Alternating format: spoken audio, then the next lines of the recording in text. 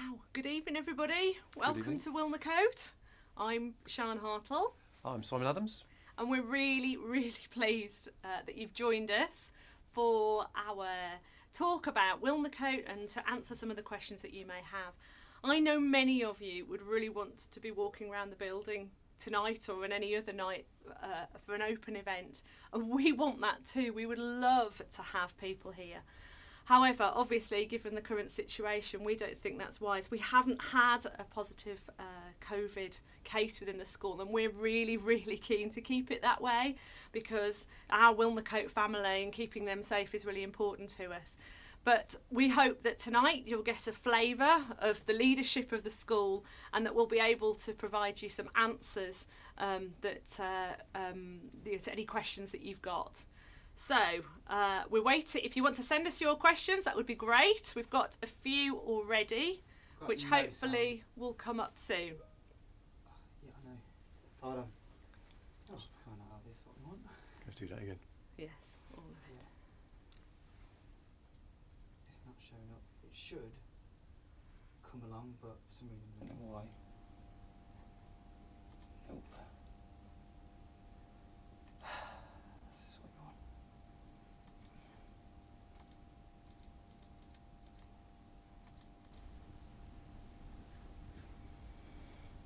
Still doing it. Is it coming up now?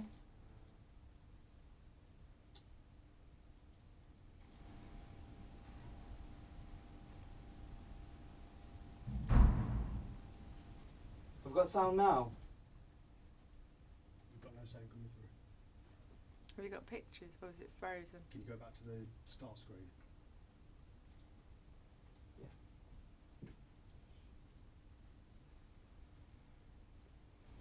I can't remember what I said now. That's very good. Let's start. Sorry guys. Thanks for Yeah. the taller.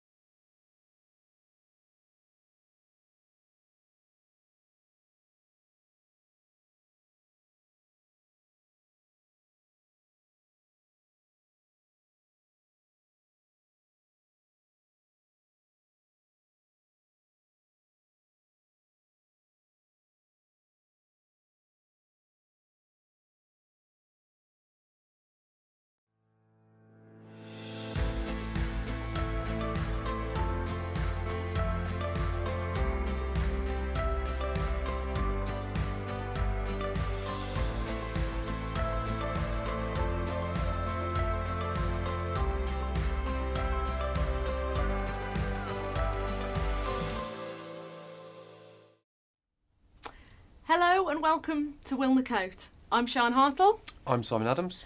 and we're here to talk to you about Wilnecote, to answer any questions that you have and to give you the flavour of our school that you need to make your decision. We would love to have you in the building tonight. We would love there to be the open events that we really relish and really enjoy because we like showing off our school. However, in the current circumstances, it's not appropriate.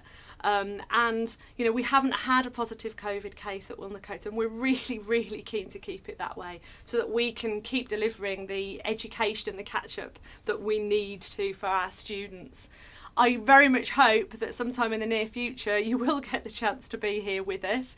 But for the purpose of tonight, if there's any questions that you have, anything that we can answer to help support you in your decision-making process, then we'll be really glad to hear from you. So do post your questions in the chat, and we'll answer them as best we can.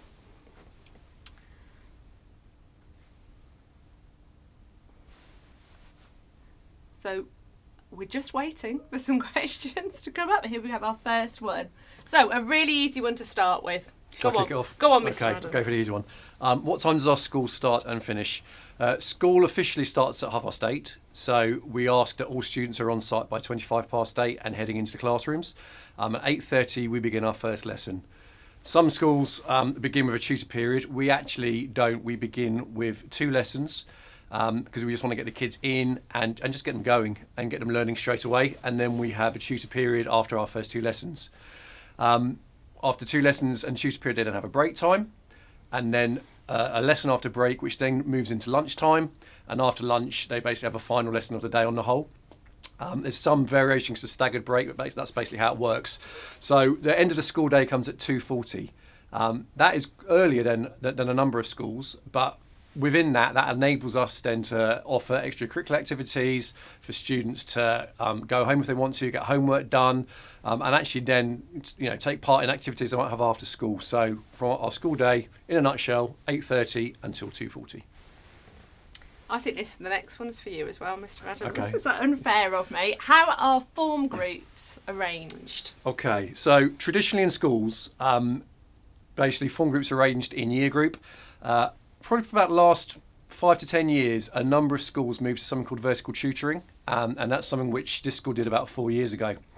What vertical tutoring is it means there's a mixture of year groups in every single tutor group. So, for example, you'll get approximately 5 to 6 year 11 students, 5 to 6 year 10, then year 9, then year 8, then year 7. So ultimately within a form group you have a range of students from year 7 to 11. There are pros and cons of every system, advantages and disadvantages, but we feel the real advantage of having a vertical tutoring system is that when our year 7s come in, they get the opportunity to actually mix with students from every year group, and also the oldest year groups to mix with them.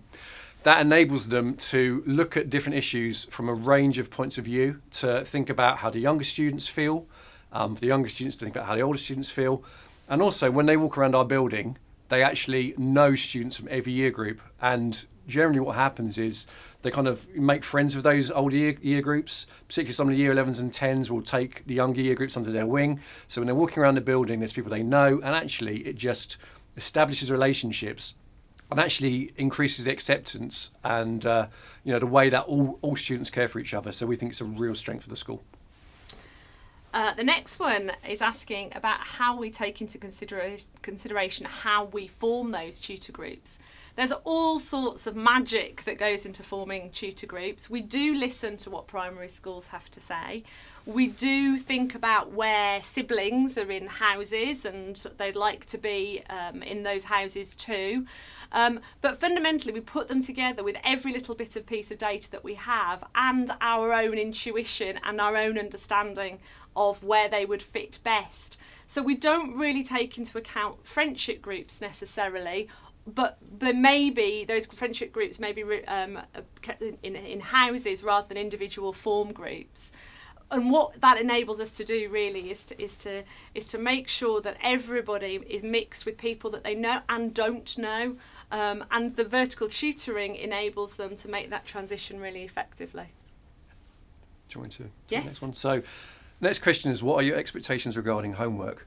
I suppose the first expectation is that hopefully the children do it, which we know, when they come up to secondary school can actually be a real challenge for some of the students because, they have to get to grips with going from lesson to lesson, going from classroom to classroom, certainly in normal times. And, homework can be quite a challenge. So really the first part of their journey with us, those first kind of few weeks is really helping them to establish routines, get into good habits and actually supporting them. So certainly, if children are struggling to kind of get into those routines, we're not going to suddenly start bringing in sanctions. Actually, it's about working with them, working with families, contacting families for those children who are finding it difficult. Longer term, our expectations effectively are that in year 7, key stage 3, so year 7 to 9, students should expect 2 with a maximum 3 subjects a night, but usually kind of 2 to 3 about 20 minutes homework, sometimes a little bit more. And then in Key Stage 4, so years 10 and 11, really again, 2 to 3 subjects a night, no more than that. And then, on average, about 30 minutes homework. With all these things, there's a little bit of variability depending on where they are in the course. Some weeks they might get a little bit more, other weeks a little bit less. Sometimes they might do some work over a number of weeks, so it might be more project-based. But ultimately, it's about us not giving homework for homework's sake, but actually giving homework which adds value and actually which is relevant to them actually, succeeding. So it's not a case of we're just going to give them homework to keep them busy. It's got to have purpose to it. And actually also kids do need some downtime from school.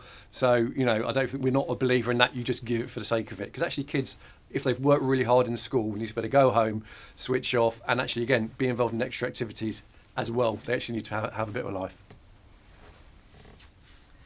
So that leads us neatly into the next question, which is what after-school activities are there?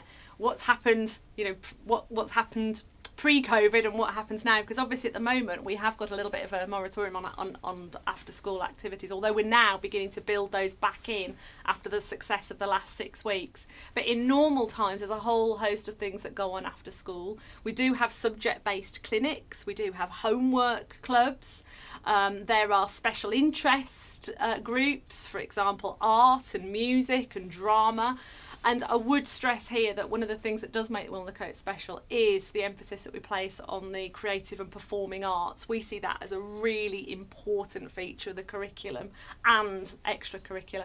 And we also have some really, really successful sporting teams. You only need to come around Wilnecote to realise that we have bested most of Staffordshire in badminton, in football, in athletics, in indoor athletics. We've got a whole load of trophies, a lot of very happy smiley faces and an awful lot of medals around necks, and that makes us really pleased. A good question. Do we have a girls' football team? There has been. Yeah. Currently, obviously, at the moment, I'd have to say no currently, but there has been, and we have some really wonderful PE staff who not only would deliver that, but would deliver any other sports that there was an interest in. Yeah. So I think that would definitely, in the future, as it has been in the past, be a yes. Oh, a really good one. Okay, so this question is about English. And those of you who have looked at the Ofsted report and will see that English and literacy is one of our areas for improvement. And we have made significant strides in English. You only need to look at our outcomes over the last few years to see that there has been distinct improvement in the quality of English provision.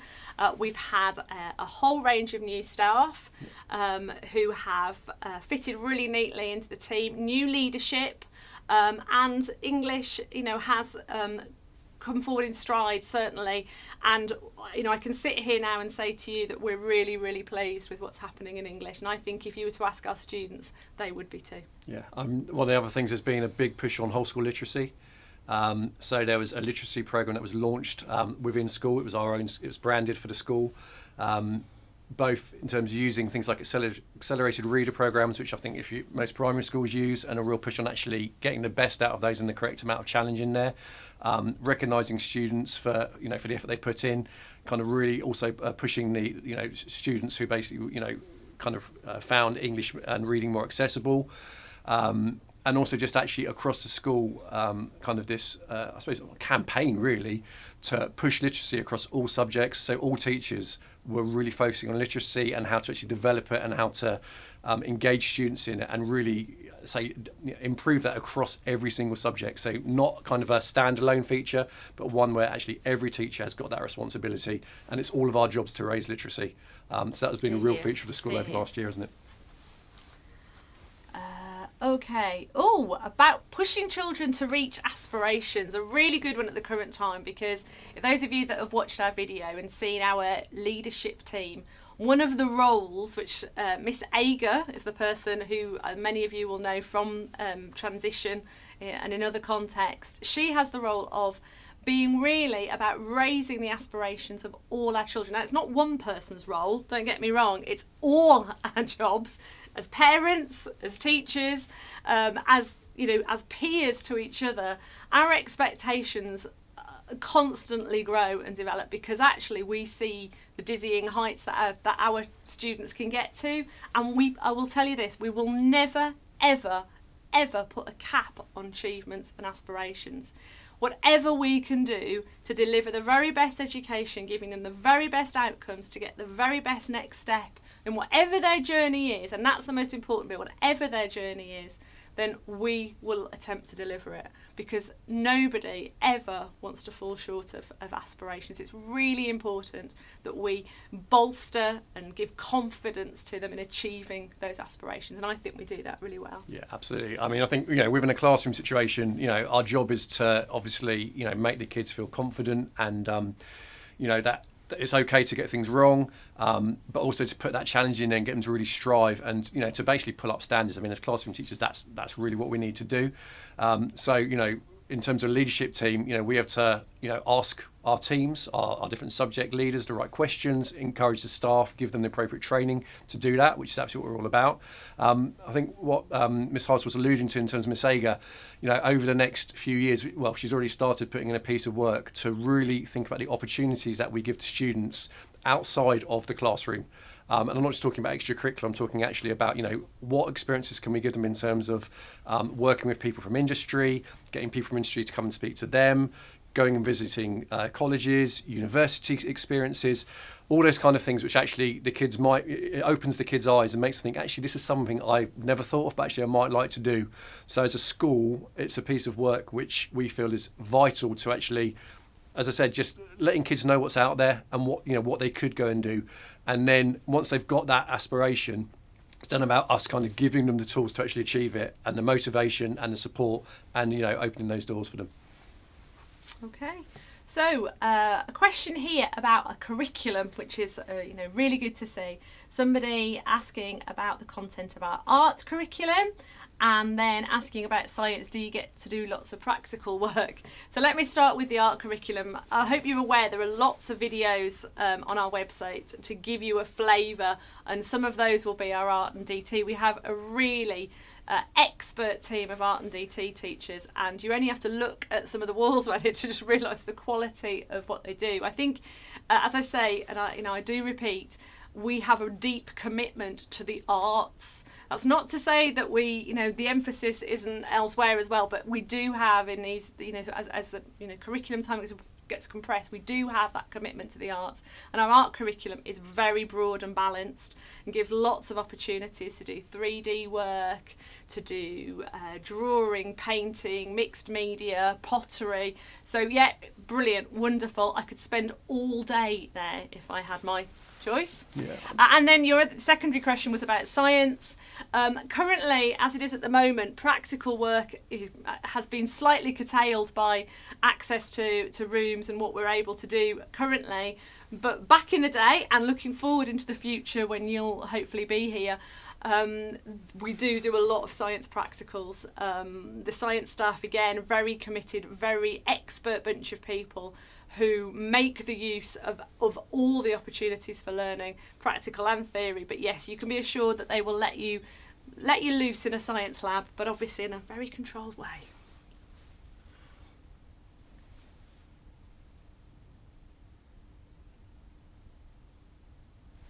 Okay. Oh, very good. That's a good one. Okay, so this question's about, I really appreciate, the question, and, basically saying that you're pleased about how we're talking about all the fantastic students, and they are fantastic students. That's what we get up to work for every day. But then also, how do we support students who struggle? So, there's a number of angles we could talk about. At the end of the day, growing up and being a teenager can be a struggle at times for all sorts of reasons. So I'm going to start actually not talking about curriculum, but I'm going to start talking about actually emotional support and pastoral support. So we have a really strong pastoral team. It is one of the strengths of the school. I'm passionate about it. We all are, but I'm passionate about it because it's one of the things which I oversee, and it's something which is growing. So I think one of the things I would say is the amount of care that is in place for students through the pastoral system we have is something which helps the students thrive, because any student at any time can face a challenge in their life, and it could be something which is at school, it could be something at home, and there are people who are trained to work with those students and to help them get through difficult issues, to help build their resilience, to give them coping strategies, and that in turn enables them to actually be successful in the classroom. So in terms of struggling, that's one area. The other is students who maybe struggle in curriculum areas and have specific needs. So again, as teachers, at any time a student can struggle, irrespective of their ability, and it's our job to really monitor that, and then to put the support in place when we feel it's needed, and also to actually work with parents and students. And so as parents, if you have concerns, for you to feel that you can contact us, and actually it's going to be someone at the end of a telephone or an email who'll pick that up and we'll work with you.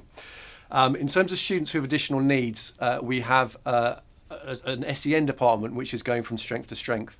There's some new leadership in there to support a relatively new Senko in school. Ultimately, one of the first jobs was to look at our provision from top to bottom, and that is currently happening, and already we feel it is massively moving forwards. I think certainly the emails and the conversations we're having with parents, they really feel that that it's a department that's going from strength to strength.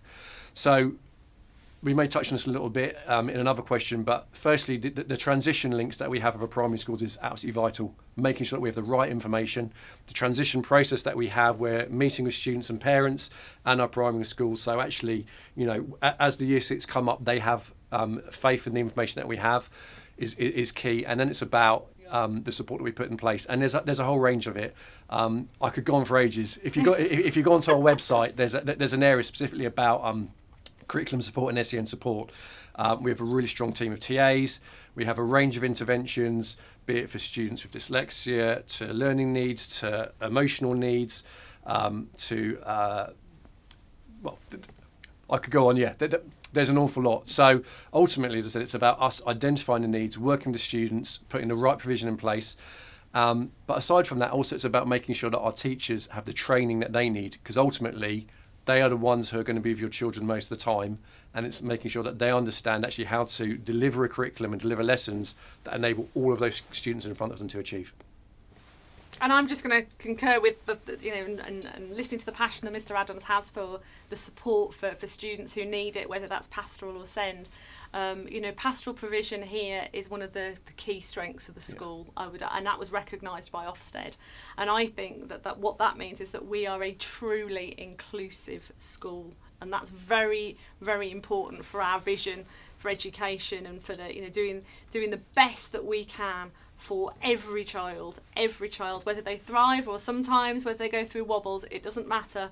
We will do our best for every child. So the next one on here is about behaviour and how we deal with any issues with behaviour in class. We have a truly robust and very transparent system here, which is based on consequences. Students are informed about it, prospective parents are informed about it, the teachers are trained in it. It imbues every single bit of what we do, because the transparency of the system means that it is, that everybody can work within it, and it supports students to make the right choices at the right time. Now I'm going to hand over to Mr. Adams here, because he knows this inside out, but I think what you need to know as parents is it's a consistent, transparent system that actually really encourages students to do the right thing all the time and to be rewarded for it as well. Yeah. Okay. So I'll go back to when I was in school, which was some years ago. But there's one teacher I particularly remember. We all have those teachers we remember. Sometimes for the right reason, sometimes maybe not. I'm going to go for the one which probably I remember for the wrong reason. Who was that teacher who, if you looked around at the wrong time, scratched your head at the wrong time almost, you'd be in detention for it. And that feeling of actually how unjust potentially it could be. Really, the system that we have in place is absolutely to avoid that. And as Ms. Hart said, it's actually to empower the students. It's about to get them to make the right choices. So if I can kind of put it in a nutshell, ultimately the students have a system where they have a certain number of warnings, and they know and they can visually see as they're progressing up those warnings. So they get to a point where actually they go, do you know what? Actually, I've been asked enough, because there has to be a cut-off point, doesn't there? There's only so many times we can ask our kids to do something and actually expect them to do it at some stage. And so it's a very transparent, it's a very visual, it's a very verbal, it's very clear system. And actually, if a child gets to a certain point, they know, actually, if I continue to be disruptive, behave in a way that's not appropriate, ultimately at that point, I will receive a sanction. And at a basic level, that sanction is they're asked to leave the classroom, they go to another room to do some work. So actually, the teacher can keep on teaching, and the rest of the students who are in that classroom can actually continue learning, because actually that's what we want. And following that, a sanction we put in place, which is normally detention. Now, obviously, there are various levels within the system, but in a nutshell, that's what it is. So it's equipping those students to make the right choice. It's giving them the opportunity to make the right choice, but also that they know that there is a time where actually we go, do you know what? Actually, you've been spoken to enough times. You're causing that much, too much disruption. You're stopping the teacher from teaching, and you're stopping the rest of the students who are actually sat in there who want to learn. And then from that point, actually, it's about them learning and thinking about the choices they make. If they need additional support, we'll put that support in place to work with that student. But actually, hopefully, then when they go back into the classroom the next time, they make the right choice. But we think it's fair and it's transparent. It's very transparent.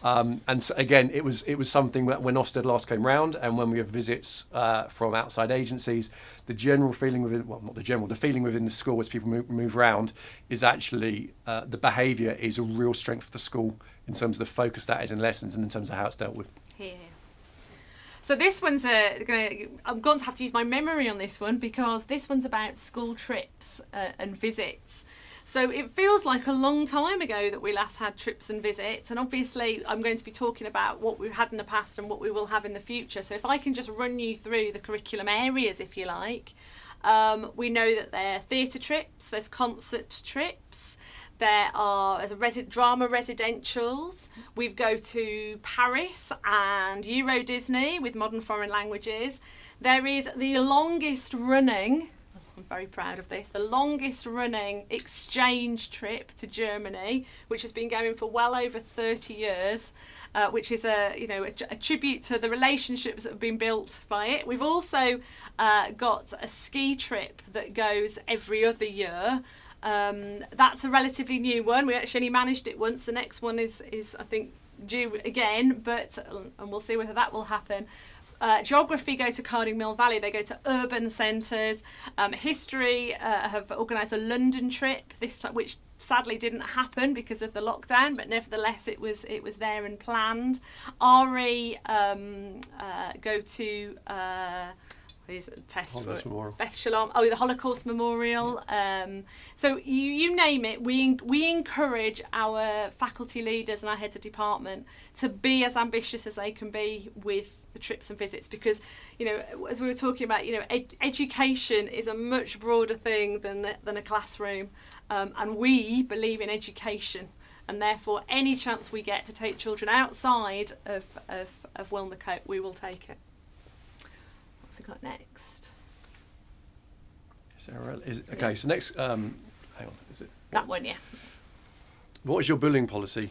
Okay, I'm not going to recite it for you. Our bullying policy is ultimately, as it should be in any school, we don't tolerate bullying.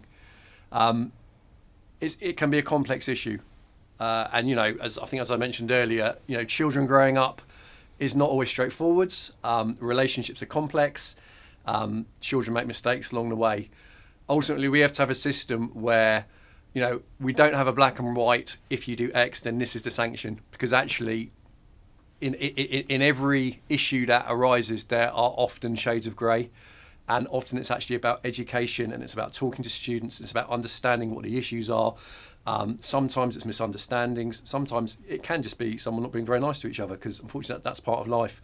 And once we've actually looked and listened and investigated and talked to students and talked to parents and gathered information, it's then about making the right decision for that particular issue. So there's not a one-size-fits-all solution, because life is not like that. But what I can assure you is, when bullying does occur, and there's no way I'm going to sit here and say that no bullying takes place in this school. I think any school or any teacher who says that actually isn't telling the truth, because as said, human nature unfortunately encourages it to a certain degree.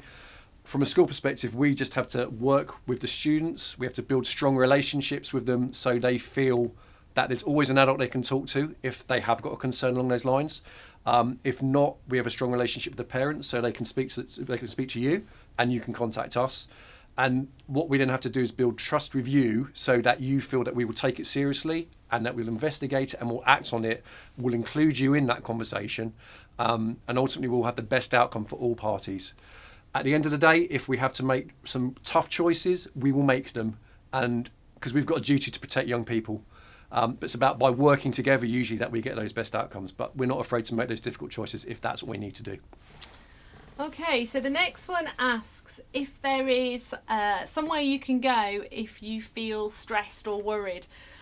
We've already talked about the quality of our pastoral team and pastoral provision, but the answer to that question is yes, because we have student services where you can go if at any point you need to talk to somebody.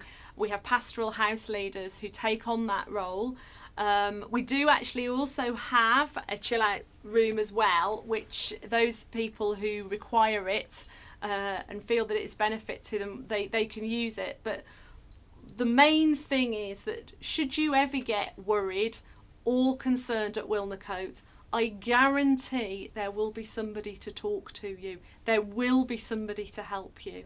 That goes without saying. So whether you need a bit of quiet time, whether you need a pep talk, whether you need just to be given a little bit more confidence to get you through the next stage of that day, we will provide it. Okay.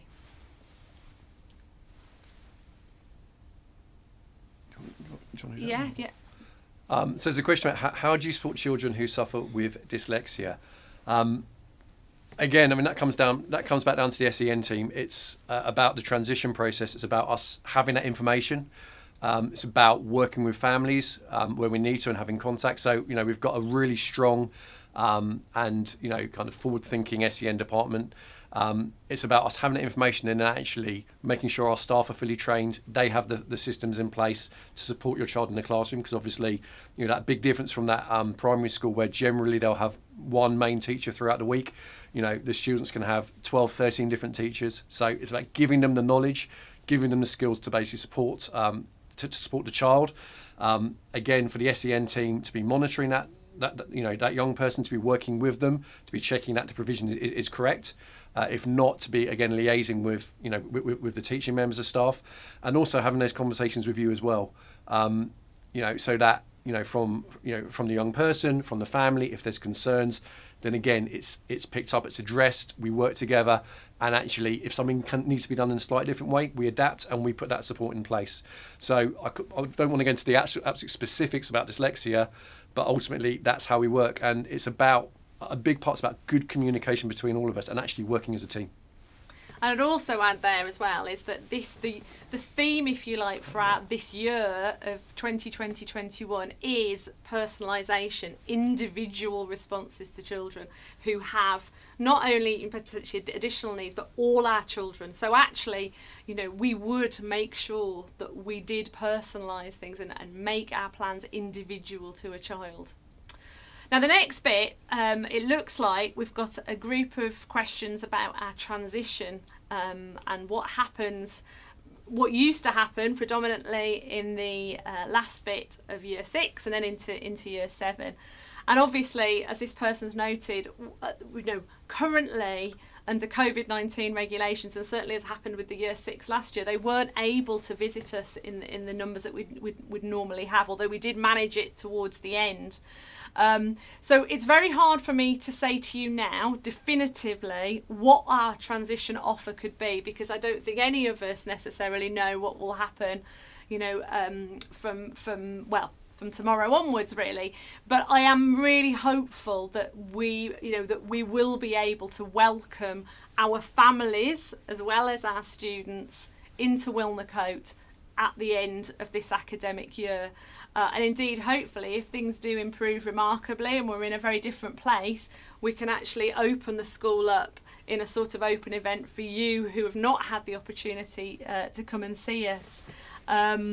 So yes, our every intention is that our lockdown, our transition program is just as good as it was when it used to be in its fullest sense, and indeed better.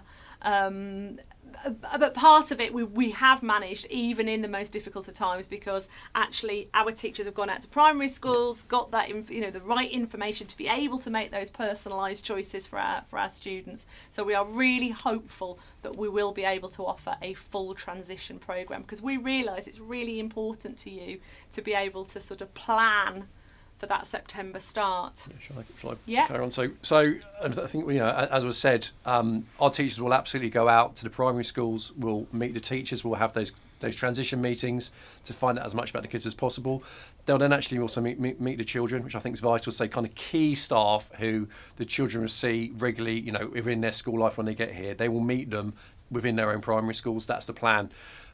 We normally have a 2-day transition programme. So the students will spend 2 days with us once Year 6 SATs are finished. And again, that's all about acclimatising them to the school, getting to know systems, getting to meet new people, building that confidence. So actually, when they leave for the summer, really any of those concerns have pretty much been answered. They've already made some new friends, and they can have a really strong summer holiday and come back feeling confident. Another question that was asked, kind of linking onto that, is just about students who have additional needs. So we do different things for students. We do additional things for students with additional needs. What will happen is the SEN department will work closely with the schools. They'll contact parents. They'll have meetings with parents. Normally, students with any SEN needs will come up separately before our 2 transition days, and things will be put in place for them to meet the TA team. For them to meet the Senko, for them to meet, again, some key members of staff, for them to walk the building, to get a feel for the school without that big number of students around, and to already form some relationships. So then when our whole intake arrives for those 2 transition days, actually they already kind of know where they're going. They've become acclimatised. And obviously any additional needs that that are required to help them in those transition days will absolutely be put in place. So it's about making the kids feel as positive and as comfortable as possible. And there is additional support as well for students who may be coming, for the only person coming from their primary schools. They will have additional days meeting other students in the same situation, so that again they feel that they've made relationships before they start. Okay. Oh, how do you encourage good behaviour? Well, this is a big thing at the moment, because we are waiting for the release of our first set of VP badges, aren't we, Mr. Adams? Yeah, absolutely are. Do you want me to talk about that? Go on. Okay, so as you may have seen, if you've seen some of the videos and some of the pictures in the school, we have what's called the Values of the Month. And this is all about the values that we as a school feel, and we feel the community would want their children to have. And it's what we live by. If you develop students, young people who've got strong values, then not only can they thrive in school, not only can the school be a strong community, but also when they leave school and they go on to actually live their lives, they've got those values that will equip them and actually enable them to be, happy people who actually, work well with others and actually fit into our community.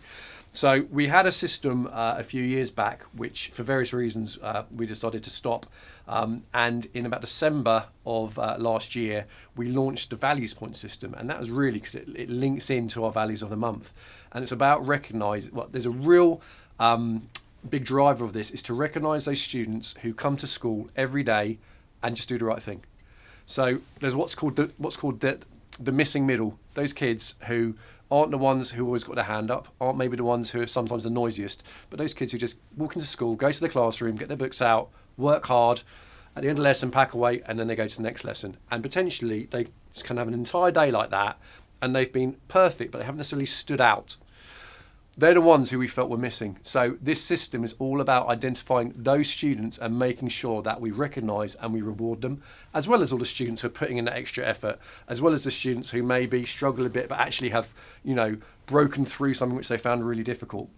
So we have basically a top 20 of the month. We have a top number of students each term who get rewarded. Ultimately, students build up a set of points, so every single lesson that they go into, they can get at least 1 point just for doing the basics. And then once they hit a certain number of points, they basically receive a reward. That reward is a badge, It's a certificate. It's a letter home to family. So you actually know, so you can kind of share in in the positivity. And as Miss Hartle said, we would have got that. We would have already had these if we hadn't had the lockdown. But what we're currently doing is we're just looking at last year's last year's totals, and we're going to reward the students who were kind of on track to basically hit the targets they needed to, and to really start lifting the system. So that's the main school system. Alongside that, we have postcards of praise, we have letters home. The other thing which we encourage our staff to do is just actually pick up the phone and to actually, maybe at the end of the week go, do you know what, don't worry, this isn't a bad phone call. This is actually one to say, your kid's been fab in my lesson this week and I just wanted to let you know. So again, it's about developing those relationships with you, and that's something which we're really pushing. Yeah, it is very much the recognition of doing the right thing and being rewarded for it. So here's another reward, in a way, dinners, school dinners. Great question. What school dinners do you provide? And, I suppose what you'd want to know is just how good they are. We are very lucky in our restaurant. We have, our restaurant is outsourced to a company called Chartwell's, but we have a really, really strong team of our catering team, who do an amazing job of creating really, really imaginative and really tasty meals and the sorts of food that children want. I have to say, the take-up of food here is fantastic, because students do really enjoy it. So in non-COVID times, we have a breakfast, which is open to students from, I think, 8 a.m. onwards. Yep. There's then a break time offer and a lunch offer. And I have to say, it's really good. And not only that, the environment too is really welcoming, and our catering team do a fantastic job of ensuring that children are well fed and ready to learn. Yeah, so. I think a real strength, and that's for a lot of things in the school, is this is a community school. I think that's one of the reasons why we work here and what we want it to be. And we have a number of people from within the community who actually work within our school. They've had kids in our school. They've been to our school. They've got relatives who come here, and so actually, there's quite a number of our lunchtime team, and other staff as well who don't have kids here, but a number do have children here, have had children here, and actually, the level of care that they would want their own kids to have, they give it to the rest of the students, and I think that's a massive strength. Yeah. It's the investment they have in Wilnecote. Uniform. Okay, so I know that if you've seen our students around, I hope that you have seen just how exemplary our uniform is, because actually a lot of hard work has gone into raising the standards, raising the bar, for children to have pride in their appearance, to have pride in the badge that sits on that uniform, which means so much to us. And it's been a big driving force. You really, really have made massive inroads in uniform. And when we see our students in front of us on a daily basis, there are times when we just stand back and we think, wow, great. It's a very simple uniform. It's a very practical uniform. But it really does look great, and we do pay attention to it. So we have regular uniform checks. We do have high expectations. We do talk to parents about our high expectations around the types of shoes, around being ready, being absolutely as smart as they can be, because we think that mentally that puts them in the right place for learning, and then it supports them through the day. But yeah, our uniform, I have to say, if you've stood in an assembly here and had 300 children in front of you, they look immaculate. Yeah, absolutely. I think the other thing to just to mention, a lot of schools are very much going down the branded route of everything is branded. Certainly we know the amount that costs is considerable, and uniform anyway is something which it costs a lot of money these days. So the only branded piece we have is basically the school blazer and our PE kit. So that enables our parents to go and shop at a range of places. Yes, there are some restrictions. There are some guidelines in terms of colours, obviously, and styles and cuts, which we share all that information with you. It's all on our website, so please feel free to look at it. But it's about having a group of students who, as Ms. Otter said, feel proud about themselves, who represent themselves, their families and the school in a really positive light, and actually, you know, coming to school when they're here and also going home from school, they look smart and actually, you know, they reflect something really positive about the place. So the next two questions are really good ones about our monitoring of student progress, our reporting and our monitoring of attendance. Shall I do the first bit and do you want to do the attendance bit? Yeah. Would that make sense? So the first bit, the question asks about what is the monitoring system to give parents a really clear idea of the progress of their child. We are very much in partnership with parents, and we want to harness the power that you have to make the difference in the lives of your children. So we do keep you informed. Now, I'll be absolutely honest with you. This year, we are actually going to completely change our monitoring system and our assessment, recording and reporting system to give you more information, the sort of information that will begin to make a difference. And we're at the moment in a process of looking at flight paths and minimum expected grades that will make you all be able to track your child's progress against that and have the conversations not only with your child, but also with us about where they are. So I'm standing here assuring you that this year there will be more information on a virtually half-termly basis where you'll be able to make sure that you know against the data that we hold how your child is doing. There will be blips along the way. There may well be conversations that need to be had, but the fact is that you will have the information to have those conversations not only with your child but also with us, and that partnership will develop through the information that we give you. So yeah, lots and lots of new things happening this year under our new leadership team, and a big revision to our assessment, recording and reporting calendar, which I hope you'll pick up on soon. Okay, the next question is about attendance and monitoring attendance. I think, you know, the most important thing is that when your children leave home and you go about your lives doing whatever you're doing, going to work, dropping other kids off, whatever it might be, that actually you can feel that they have got to school and they're safe. So from our point of view, it's about from the minute they walk in our door, from the moment lessons start, we ensure that registers are taken religiously and they're done correctly. We have a system in place so that if your child's not going to be in school that day, we ask you to phone in. That enables us to record basically that their absence. When registers are looked at very early in the day, you know, in that first lesson, if a child is not in a classroom and we have had no message from a parent to say that they're not going to be in school today, we immediately send out text messages. Phone calls are made to actually find out where those kids are and what the reasons are. Now, obviously, it's partly because from a legal perspective, we have to know, you know, if kids aren't in school, why they're not there. But actually, the fundamental reason is we need to know if your kid has left home and they haven't got to us. So you actually know, and we can actually work together to do something about it. So, you know, there's a phrase in school that safeguarding trumps everything. And that's just about, are your kids here and are they safe? And if they're not, and we don't know the reasons why, we absolutely put that at the top of our priority to make sure we make contact with you and we can find out if there's ever been, you know, something that's gone wrong. It very, very rarely happens, but occasionally, you know, a child decides they leave home, they don't quite make it for whatever strange reason, and, you know, it's about us making sure we work together and keep your child safe. Okay, so that was the last question. I'm going to tell you and remind you, please, to have a really good look at our website. I appreciate that you haven't had the chance to come round. I do hope you respect our decision to keep our Wilnecote family as safe as we can in the current circumstances. And as soon as we are able to welcome people across our threshold, we will do so, believe you me. We love open evening. We love showing the place off. We love having the energy around the corridors. So as soon as we are able, we will open our doors to you all.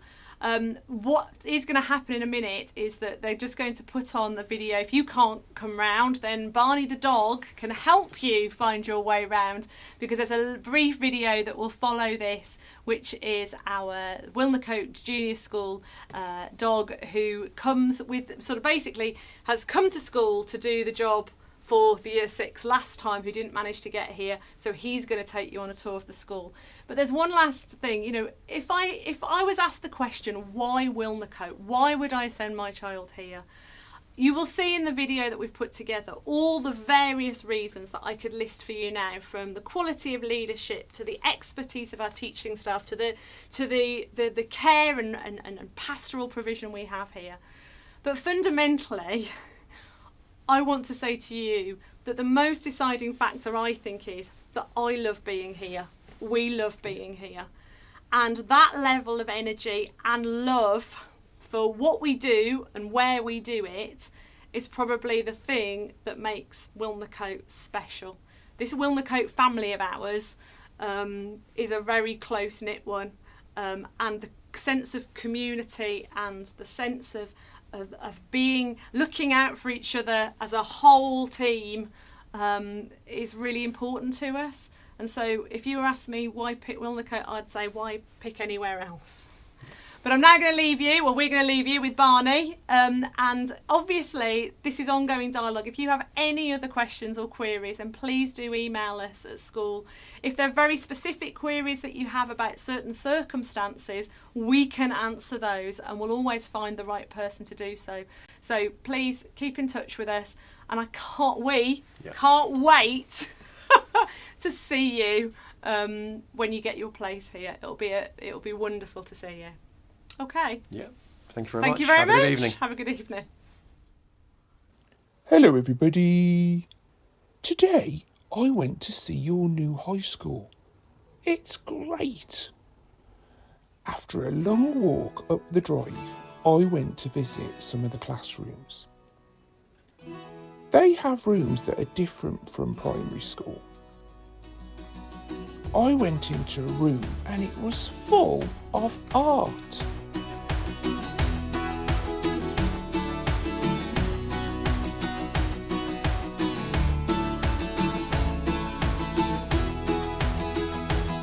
They have rooms where you can do the most amazing science experiments.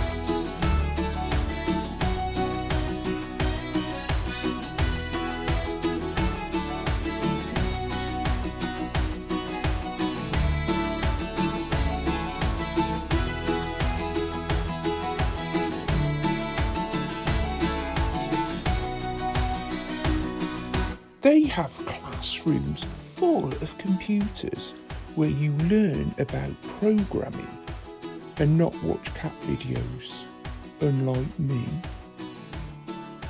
There was even a swimming pool in a school. A swimming pool? Wow! I even went in the massive sports hall where you can play football or get your skills up to scratch. You can even represent the school in lots of county achievements like indoor athletics or my favourite, badminton. The music room was full of keyboards, so I just had to have a little go. Sometimes you just gotta get up to get on down.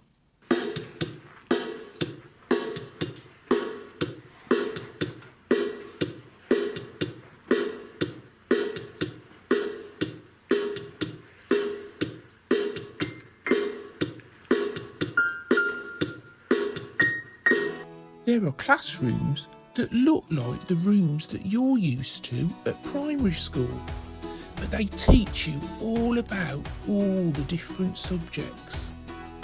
Then there is my favourite time. That's when you go to your next lesson. But apparently you can't run. But they didn't tell me that till after. I'd been told that the food is really nice at this school and it's cooked fresh. So I had myself a little sneaky piece of cheese on toast. Oh, it was lovely. I recommend it. I even managed to go into the library. It's a massive room full of books. Some of them are really interesting. but not this one. Well, Year 6, I've really enjoyed my quick tour of the school. And you know what? As much as I'm going to miss you all, I think you're going to be really happy when you go to the high school. Right, now I'm off home. I'm getting very tired. It's been a busy old day. I hope that cat is not in my bed when I get home. Take care.